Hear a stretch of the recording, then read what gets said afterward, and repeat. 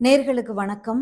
ஆ இன்னைக்கு நம்ம அரசியல் செய்திகளை எல்லாம் கொஞ்சம் வச்சுட்டு, ஆ ஏன்னா சும்மா சும்மா சும்மா தமிழக வெற்றிக் கழகம், தமிழக வெற்றிக் கழகம்னு பேசிட்டே இருக்கிறது. அவர் வரட்டும், முதல்ல களத்துல இறங்கட்டும், மக்கள் பணியில ஈடுபடட்டும். மக்களுக்கு நான் வந்திருக்கேன் வந்திருக்கேன்னு சொல்லிட்டு அவர் வீட்டுக்குள்ள இருந்துட்டே ஏதாவது பிரச்சனைன்னா சைலண்டா உட்காந்துட்டு எல்லாரோட ஆதரவுகளையும் கேட்டுட்டு, இப்படி இருக்கிறத விட்டுட்டு களத்துல நின்னு அந்த பிரச்சனைய சந்திச்சு நட்புல இருக்கிறவங்களோட அது யாரா வேணா இருக்கட்டும். அவங்கவங்க விருப்பம் இல்லையா? ஸோ, அதனால சந்திச்சு களத்துல இருந்து பிரச்சனைய ஃபேஸ் பண்ணி, ஏன் உங்களுடைய பொறுப்பு என்ன? உங்களுடைய பொறுப்புல ஒரு சம்பவம் நடந்திருக்கு. அதற்கு பிறகு அதற்கு பாதுகாப்பு குடுக்க வேண்டிய காவல்துறையிலேருந்து, உளவுத்துறையிலேருந்து எல்லாரையும் குற்றச்சாட்டுறதெல்லாம் வந்து முதல்ல தன்னுடைய பொறுப்ப தட்டி கழிச்சுட்டு அதுலேருந்து ஓடிடணும்னு நெனைக்கிற அந்த நபர்கள பத்தி இன்னைக்கு பேசி நேரத்த வீணடிக்க வேணாம் அப்படின்னு சொல்லிட்டு நேரடியா விஷயத்துக்குள்ள போயிடலாம். என்னன்னா ஆ, ஒரு எதுவுமே அறியாத கிட்டத்தட்ட 23 குழந்தைகள் வந்து உயிரிழந்திருக்காங்க. ஆ, ஏன் இது தமிழ்நாட்டுல நடந்தா மட்டும் தான் நம்ம பேசணுமா? அப்படிங்கிற ஒரு விஷயம் இருக்கு. அத தாண்டி தமிழ்நாட்டுல தயாரான ஒரு மருந்தால அநியாயமா வந்து குழந்தைகள் உயிரிழந்திருக்காங்க அப்படிங்கிறத, அ அதுவும் ஏற்றுக்கொள்ள முடியாத ஒரு ஒரு வருத்தம் அளிக்கக்கூடிய ஒரு சம்பவமா தான் இருக்கு. ஏன் மருத்துவத்துறைக்கு இவ்ளோ குறைவு? ஏன் இவ்ளோ கவனச்சிதறல்? அப்படிங்கிறது நமக்கு ஆதங்கமாவே வருது. எங்க உயிர் பலியானாலும் உயிர் பலி தானே! ஏன் தாவேக்கா நிகழ்ச்சியில பலியானா மட்டும் தான் வந்து அத உயிர் பலி நம்ம நினைக்கணுமா? ஏன் மத்திய பிரதேசத்தில குழந்தைகள் இறந்தா அது வந்து பலி கிடையாதா? அது அவங்க பெற்றோருக்கு வேதனை இல்லையா? இல்ல அந்த குழந்தைகள் எவ்வளோ வலி அனுபவிச்சிருப்பாங்க அப்படின்னு பார்க்கணும் இல்லையா? ஏன்னா தாவேக்காவுல அந்த 9 குழந்தைகள் உயிரிழந்தத நம்மளால ஏற்றுக்கொள்ளவே முடியல. பல வீடியோக்கள்ல பேசிட்டோம். இன்னைக்கு தமிழ்நாட்டுல காஞ்சிபுரத்துல தயாரான ஒரு சளி மருந்த குடித்ததால கிட்டத்தட்ட மத்திய பிரதேசத்துல மட்டும் 23 குழந்தைகள் வந்து பலியாகியிருக்காங்க. அந்த குழந்தைகள் அந்த பெற்றோர்களும் சரி, அந்த குழந்தையும் சரி, அந்த மருந்த குடிக்கிற நேரத்துல என்ன நினைச்சிருப்பாங்க? நமக்கு சளி பிடிச்சிருக்கு. குழந்தைகிட்ட நானும் ஒரு பேரண்ட் தான். குழந்தைகிட்ட என்ன சொல்லுவோம்? குழந்தைகள் பொதுவாவே மருந்து குடிக்க மாட்டாங்க. அடம் பண்ணுவாங்க, அழுவாங்க, ஆர்ப்பாட்டம் பண்ணுவாங்க. அப்ப என்ன சொல்லுவோம்? மருந்து குடிச்சிட்டா சரியாயிடும், மருந்து குடிச்சிட்டா சரியாயிடும் அப்படின்னு சொல்லி நம்ம அந்த குழந்தைக்கு மருந்த குடுத்துருப்போம் இல்லையா? அந்த பேரண்ட்ஸோட வழி அப்ப அவன் மருந்தையும் குடிக்க வைக்கணும், குழந்தைக்கு உடம்பு சரியாயிடணும், குழந்தை உடம்பு தேறி வரணுன்ற ஒரு வழி வேதனையில இருப்போம். இது வந்து நம்ம அப்படியே கடந்து போற மாரியான செய்தி இல்ல. இது மிக பெரும் பேசுபொருள் ஆகல அப்படிங்கிறது நமக்கு வருத்தமா இருக்கு. அதனால தான் இவ்ளோ இதுவா பேசுறேன் நானு. அப்போ அந்த பெற்றோர் வந்து இந்த குழந்தைக்கு மருந்த குடுத்தா சரியாயிடும்ன்ற எண்ணத்துல அந்த மருந்த குடுத்துருக்காங்க. ஆனா, அந்த மருந்தே அந்த குழந்தைக்கு எமனா மாறி இருக்கிறது அப்படிங்கிறது நமக்கு எவ்ளோ பெரிய ஒரு விஷயம். அத தாண்டி அந்த குழந்தைகளுக்கு வந்து இந்த மருந்து கோல்ட்ரிஃப் அப்படிங்கிற அந்த சளி மருந்த குடிச்ச பிறகு, சிறுநீரக செயலிழப்பு அப்படிங்கிறது படிப்படியா நடந்திருக்கு. அதனால அவங்களுக்கு டயாலிசிஸ்லாம் பண்ணியிருக்காங்க. அப்ப அந்த குழந்தைங்க எவ்ளோ வலி வேதனைலாம் அனுபவிச்சிருக்காங்க அப்படிங்கிறதெல்லாம் உங்களுக்கு தெரியுது இல்லையா?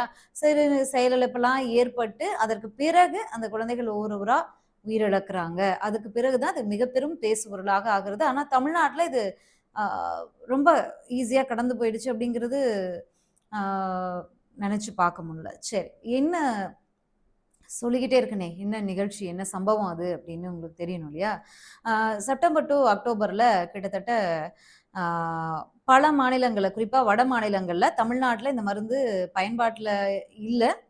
ஆ இன்னொன்னு என்னன்னா, பேன் பண்ணப்பட்டிருக்கு. தமிழ்நாடு, கேரளா போன்ற மாநிலங்கள் எல்லாம் பேன் பண்ணப்பட்டிருக்கு. ஆனா, வட மாநிலங்கள்ல, குறிப்பா மத்திய பிரதேசம், அண்டை மாநிலங்கள்ல எல்லாம் புழக்கத்துல இருக்கக்கூடிய ஒரு மருந்து கோல்ட்ரிஃப் அப்படின்னு சொல்லி, இது வந்து தமிழ்நாட்ல காஞ்சிபுரத்துல ஸ்ரீசன் அப்படிங்கிற நிற் ஒரு நிறுவனத்தால தயாராகக்கூடிய ஒரு மருந்து.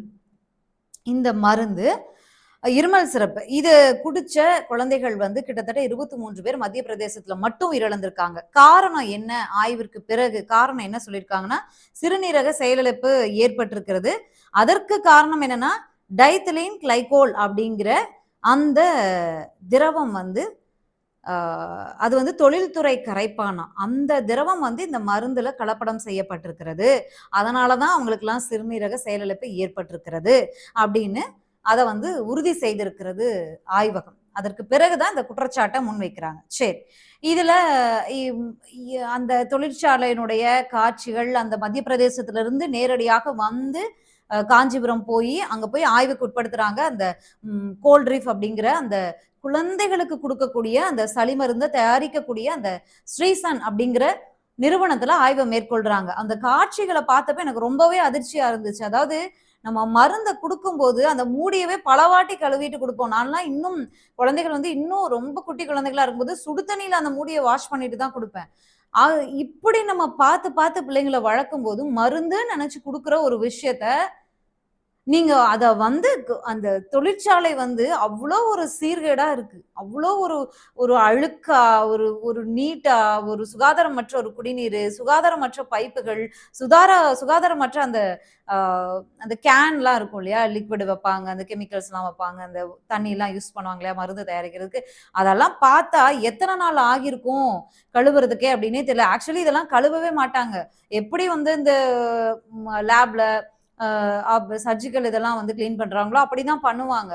ஆனா அந்த தொழிற்சாலை வந்து அவ்வளவு சுகாதாரமற்ற முறையில இருக்கு. அப்போ இப்படிப்பட்ட ஒரு தொழிற்சாலைய நம்ம தமிழக அரசு தமிழ்நாட்டுல காஞ்சிபுரம் மாவட்டத்துல எப்படி அனுமதித்தது? ஏன் ஆய்வுகளுக்கு உட்படுத்தல? குழந்தைகளுக்கு தயாரிக்கக்கூடிய மருந்து, அது யாருக்கு வேணா இருக்கட்டும், குழந்தைகளா இருக்கட்டும், பெரியவங்களுக்கா இருக்கட்டும். ஒரு மருந்து தயாரிக்கக்கூடிய நிறுவனம் அப்படின்னா அனுமதி கோரி பல இடங்கள்ல விண்ணப்பிச்சிருப்பாங்க. பல துறையில, மருத்துவத்துறையில பல இடங்கள்ல மேல்மட்டம்ல இருந்து கீழ்மட்டம் வரைக்கும் விண்ணப்பிச்சிருப்பாங்க.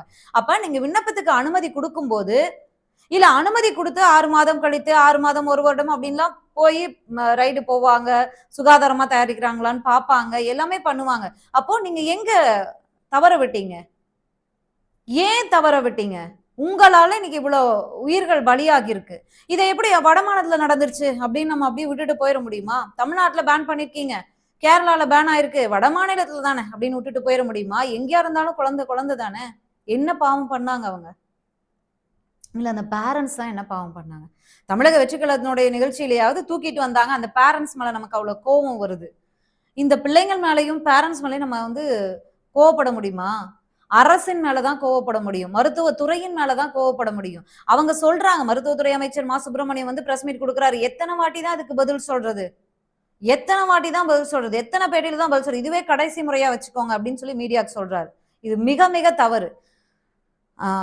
நாங்க வந்து இதுல சுகாதார முறைகேடு இருக்கு, அது சரியில்லைன்னு பல குற்றச்சாட்டுகளை நாங்க மத்திய அரசுக்கு அனுப்பணும், மத்திய பிரதேசத்துக்கும் நாங்க வந்து அனுப்பணும். ஆனா அங்க இருந்து மத்திய அரசுல இருந்து மருத்துவத்துறையில அங்க இருந்து இருக்கக்கூடிய மருத்துவர்கள் வந்து இல்ல அதெல்லாம் ஒண்ணும் இல்ல, இந்த மருந்து வந்து பயன்பாட்டுக்குரியதுதான் அப்படின்னு சொன்னாங்க. இருந்தாலும் நாங்க தமிழ்நாட்டுல பேன் பண்ணிட்டோம். நடவடிக்கை இப்போ வந்து இப்ப மத்திய பிரதேசத்துல உயிரிழப்புக்கு பிறகு அவங்களே வந்து ஆய்வு பண்றாங்க. இப்ப நடவடிக்கை எடுத்திருக்கோம், நாங்க பேன் பண்றோம், சீல் வைக்கிறோம், அந்த நிறுவனத்துக்கு சீல் வைக்கிறோம். அந்த நிறுவன தலைவரை வந்து கைது பண்ணியிருக்கோம், ரங்கநாதன் நினைக்கிறேன் பேரு. கைது பண்ணியிருக்கோம், விசாரணைக்கு உட்படுத்தியிருக்கோம். அதுக்கு இடையில அடுத்ததாக இருக்கக்கூடிய 2 மருத்துவர்களையும் நாங்க கைது பண்ணியிருக்கோம் அப்படின்லாம் வந்து ஒரு பிரஸ் மீட் கொடுக்குறாரு. இனிமே இதை பத்தி கேட்காதீங்க அப்படின்னு சொல்றாரு. இத வந்து ஓகே, நீங்களே வந்து மாநில அரசே நடவடிக்கை எடுத்திருக்கு, அதை மத்திய அரசு வரைக்கும் நீங்க கொண்டு போயிருக்கீங்க. மத்திய அரசு இருக்கக்கூடிய மருத்துவத்துறையில அந்த அதிகாரிகள் வந்து கேட்கல, நாங்க பயன்பாட்டுக்குரியதுதான், நாங்க பயன்படுத்துவோம் அப்படின்னு சொல்லியிருந்தா கூட இதை பத்தின ஒரு அவேர்னஸை நீங்க கிரியேட் பண்ணிருக்க வேண்டாமா? அட்லீஸ்ட் செய்திகள்லயாவது ஒரு பிரஸ் மீட் கொடுத்து சொல்லியிருக்க வேண்டாமா? இன்னைக்கு இது இஷ்யூ ஆகி 23 குழந்தைகள் உயிரிழந்த பிறகுதான பிரஸ் மீட் கொடுக்குறீங்க. இது வந்து இப்படி ஒரு மருந்து நம்ம தமிழ்நாட்டுல காஞ்சிபுரத்துல தயாரிக்கப்படுகிறது. இது வந்து உபயோகத்திற்கு உரியதாக இல்ல. இதுல பல கடப்படங்கள் இருக்கு. சுகாதாரமற்ற முறையில தயாரிக்கிறாங்க. உயிருக்கே அச்சுறுத்தலை கொடுக்கும். அதனால நம்ம தமிழ்நாட்டுல பேன் பண்ணிட்டோம். இது மத்திய அரசுக்கும் நாங்க வந்து தெரியப்படுத்தினோம். ஆனா மத்திய அரசு அதிகாரிகள் வந்து அதை ஏற்றுக்கொள்ளல. இல்ல அது சுகாதார முறையில தயாரிக்கப்படுது, அது பயன்பாட்டுக்குரியதுதான் சொல்றாங்க. நீங்க நம்ம மக்களாகட்டும் இல்ல மத்திய இந்திய மக்களே எங்கேயுமே இதை வந்து பயன்பாட்டிற்கு பயன்படுத்தாதீங்க, இது எங்களுடைய கருத்தா நாங்க பதிவு பண்றோம், இதற்கு பிறகு ஆய்வுக்கு உட்படுத்திக்கலாம் அப்படின்னாவது இல்ல மத்திய அரசுக்கு நாங்க இப்படி ஒரு தகவல் கொடுத்திருக்கோம் அப்படிங்கறதையாவது ஒரு பிரஸ் மீட் கொடுத்து சொல்லிருக்கலாமே. எதுவுமே பண்ணல. இன்னைக்கு வந்து மத்திய அரசு தான் கேட்கல அப்படின்னு சொல்லி இனிமே இதை பத்தியே பேசாதீங்க அப்படின்னு பிரஸ் மீட்ல வந்து கோவப்படுறாரு. சரி, எதிர்கட்சி தலைவர் எடப்பாடி பழனிசாமி அவர்கள் நேற்றைய நிகழ்ச்சியெல்லாம் இதை பத்தி பேசியிருக்காரு. கோல்ட்ரிஃப் அப்படிங்கிற அந்த சளிமருந்து குடிச்சு அநியாயமா பிள்ளைங்கள் வந்து உயிரிழந்திருக்காங்க அப்படிங்கறத பத்தி அவர் பேசியிருக்காரு. சுற்றுப்பயணத்துல இருக்கும்போது அவர் வச்சிருக்கக்கூடிய குற்றச்சாட்டுகள் என்னன்னா, ஜூன் 25 முதலே நிரந்தர தலைவர் இல்லாம தமிழ்நாடு மருந்து ஒழுங்குமுறை ஆணையம் செயல்பட்டு வருகிறது.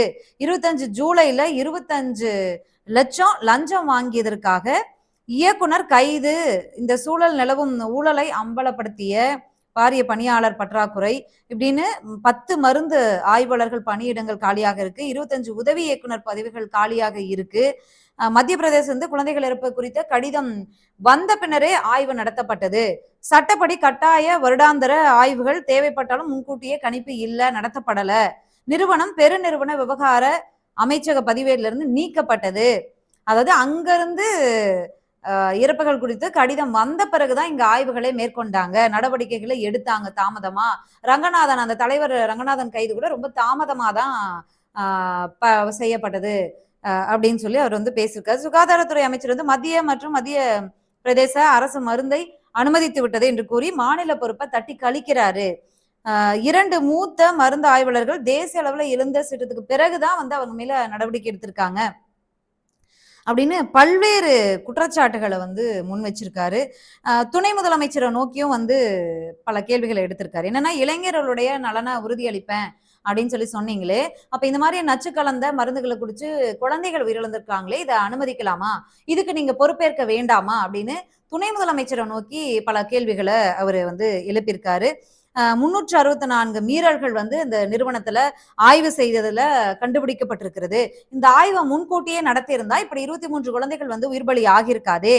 உங்கள் சொந்த மாநிலம் உற்பத்தி உரிமத்தை வழங்கிய போது மத்திய அரசு எம்பியை நீங்க எப்படி குறை சொல்றீங்க? 14 ஆண்டுகால ஒழுங்குமுறை தோல்விகளின் போது அல்ல, தேசிய அளவிலான சோதனைக்கு பிறகுதான் கண்டுபிடிக்கப்பட்டது அப்படின்னு அவர் ஒரு லிஸ்டே வந்து போட்டு பட்டியல் வாசிச்சிருக்காரு. இதற்கு துணை முதலமைச்சரும் வந்து பொறுப்பேற்கணும். பழியை தூக்கி மத்திய பிரதேச அரசு மேல போட்டு திமுக வந்து உங்க முன்னோடிகளுடைய, உங்க தலைவர்களுடைய அந்த பழக்கத்தை கையில் எடுக்காதீங்க அப்படின்னு உதயநிதி அவர்களை நோக்கி இந்த பால போட்டிருக்காரு. இந்த குற்றச்சாட்டை ஒரு எதிர்கட்சி தலைவராக வைத்திருக்கிறாரு. அவர் வைத்ததற்கு உதயநிதி அவர்கள் இன்னும் பதில் கொடுக்கல. சுப்பிரமணியம் அவர்கள், சுப்பிரமணியம் அவர்கள் வந்து பதில் கொடுத்திருக்காங்க. இந்த விஷயம் வந்து மிக பெரும் பிரச்சனை. குழந்தைகளுடைய உயிர் அநியாயமாக பலியாகி இருக்கிறது. அதுவும் நம்ம தமிழ்நாட்டில இருந்து ஒரு மருந்து தயாராக்கி போய் அப்படின் போது இது வந்து தமிழ்நாட்டுக்கோ இல்ல இந்தியாவிற்கு இது முதல் முறை கிடையாது. ஏன்னா இந்தியாவுல தயாரான ஒரு மருந்து கொடுத்து வெளிநாட்டுல உயிரிழப்புகள் வந்து கிட்டத்தட்ட 40 என்னவோ நடந்தது. அந்த சம்பவம்லாம் படிச்ச ஞாபகம் எனக்கு இருக்கு செய்தியில. அப்படிங்கும்போது ரொம்பவே மருத்துவத்துறை ரொம்ப தீவிரமாக ரொம்ப கண்காணிப்புல இயங்க வேண்டிய ஒரு துறை அப்படிங்கும்போது இதுல கவனச்சிதறல்கள் கண்டிப்பாக இருக்கவே கூடாது அப்படிங்கறதா நம்மளுடைய கருத்து. தயவு செஞ்சு இதுல ஆளும் அரசு உரிய நடவடிக்கைகள் எடுக்கணும். ஏற்கனவே வந்து துணை முதலமைச்சருக்கும் எதிர்கட்சி தலைவருக்கும் கருத்து மோதல்கள் வந்து பல சம்பவங்கள்ல போய்கிட்டு இருக்கு. எதிர்கட்சி தலைவராக ஒரு கருத்தை வந்து, ஒரு விமர்சனத்தை, ஒரு கேள்விகளை துணை முதலமைச்சரான உதயநிதி ஸ்டாலினை நோக்கி வச்சிருக்காரு. பதில் என்ன வருது அப்படிங்கிறதையும் பார்ப்போம். பொறுத்திருந்து பேசலாம். மீண்டும் இன்னொரு வீடியோல சந்திக்கலாம். நன்றி, வணக்கம்.